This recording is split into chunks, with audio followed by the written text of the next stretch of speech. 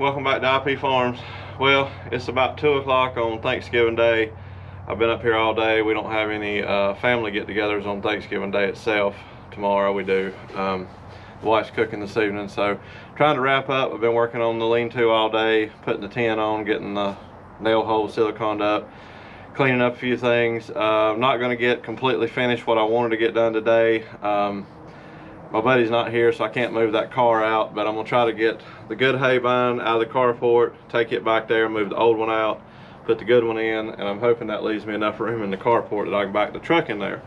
We got rain coming tomorrow for sure, possibly Saturday, so tomorrow will be a good day. I'm off work. We don't have a get together till late in the evening, so I'm trying to get working on those axles if possible. So bring you along for a little bit of it.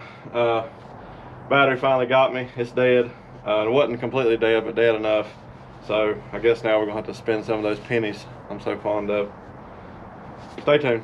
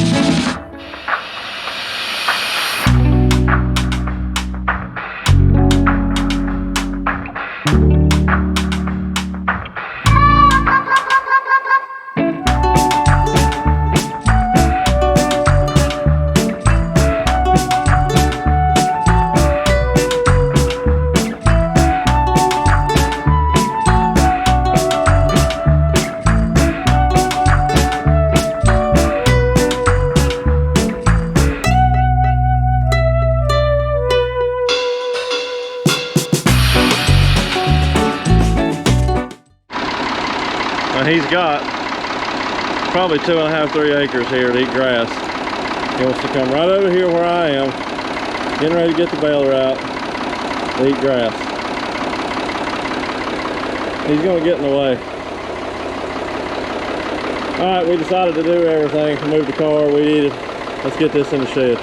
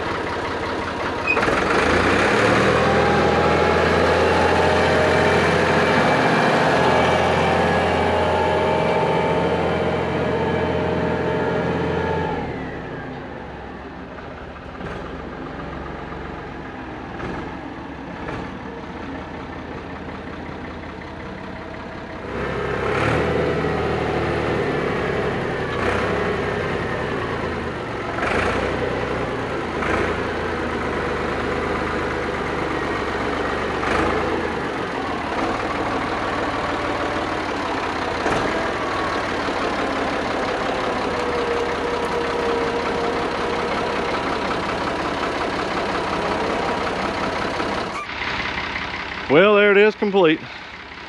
We needed new storage. I like it.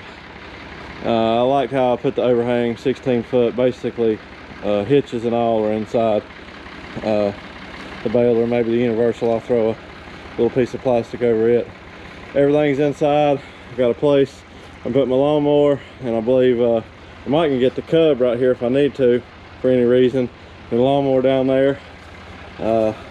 Plenty. We got probably 3.5, 4 feet to the side of the baler. The knotters are to the inside. Of course, I keep those covered up. And right now I've got it, oh, the sun's in your eyes. The chute and everything's inside, so probably about another 6-8 inches, so the water should shed right off. So everything's inside there. Same way with the Haybine, it's further in than the baler is. So got plenty of room to walk around. You know, right here again with the overhang probably 2 foot. So with it being built low, you can see the reason for it. I mean, I could have gone a lot lower if I wanted to, but hopefully that'll keep some of the wind from blowing in on it, or the rain rather. So I'm tickled to death, guys. This will be a way to, I can just back each one of them in, don't have to worry about moving one or the other to get something, Tetris around. This is what we're after. Eventually we're going to get it all like that, where we can just move something in and out whenever we need to. But okay, well, let's get the gooseneck around here and get it in the shop and move the service truck down the carport, and I'm going to call it a day.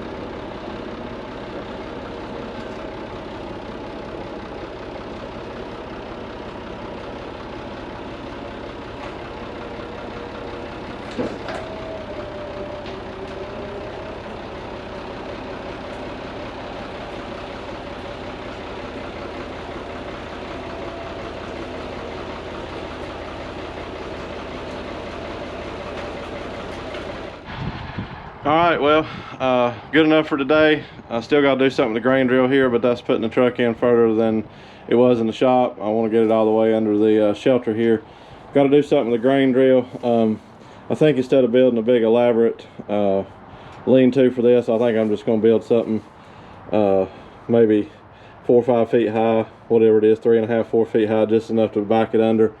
Get it all the way up to right here covered. I got to change the cylinder anyway. Just keep it off the unit till I need it, and then that way I won't have to go real elaborate, but everything will be in the dry, including the back, the box, and everything. So might work on that this winter or so, then we'll be able to get this out of here probably regardless. As soon as it dries up, I'm gonna get it out of the carport here and at least cover it back up for now, so I can get the truck in here, and then, you know, we'll see what else happens. So we'll call it a day. Go home, eat me some supper, and we'll get back after it on the trailer hopefully tomorrow. Stay tuned.